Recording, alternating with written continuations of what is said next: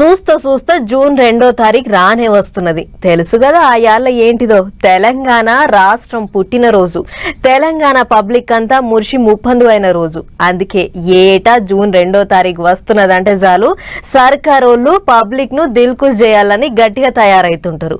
ఇట్లనే ఈసారి కూడా ముచ్చట్లు గట్టిగానే ఉన్నాయట. దాంట్లో ఇందిరమ్మ ఇండ్లు పంచిపెట్టే కార్యం ఇగింత జోరుగున్నదట. మరిగా ఆ ముచ్చట్లేంటియో పురాగార్చుకుందాం పార్రి. ఇండ్లు లేని పేదోళ్లను ఓ ఇంటోళ్ళని చేసిన దాకా ఇడిచేదే లేదన్నట్టు చేస్తాండ్రు సర్కారు వాళ్ళు.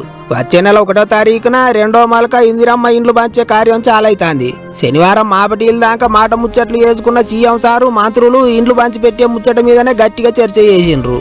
2వ మలకల పేదోళ్లకు 2.5 లక్షల ఇండ్లు పంచిపెట్టాలని తయారయ్యిండ్రు. నియోజకవర్గానికి 2000 ఇండ్లు ఇస్తారట. అంతేకాదు జూన్ 2వ తారీఖు నాటికి తొలత మలకల ఇచ్చిన ఇండ్లల్లో కమ్సకం 1 లక్ష ఇండ్లలోనన్నా పాలు పొంగియాలని చూస్తుండ్రట.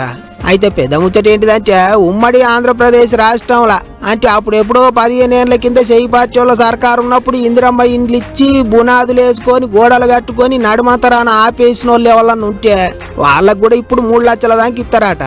సరే ఇండ్లు సగం కట్టుకొని ఇడిచిపెట్టిన వాళ్ళకు పైసలు ఇచ్చి పురాగా కట్టిస్తే మంచిదే గాని గన్నేండ్ల కింద ఎవరికి ఇండ్లు ఇచ్చిండ్రు వాళ్ళని ఎట్లా కూనం పడతారు, ఎట్లా పైసలు ఇస్తారు అనేదే ఇప్పుడు చాలా మందికి వస్తున్న అనుమానం. గా లబ్ధిదారులు 15 ఏళ్ల సంది మొండి గోడలు పెట్టుకొని సర్కారు వాళ్ళు ఇచ్చే పైసల కొరకే ఎదురు చూస్తాంటారా అని ఇంతమంది మాట్లాడుతుండ్రు. మరి ఏం చేస్తారో సర్కారు వాళ్ళు చూడాలి.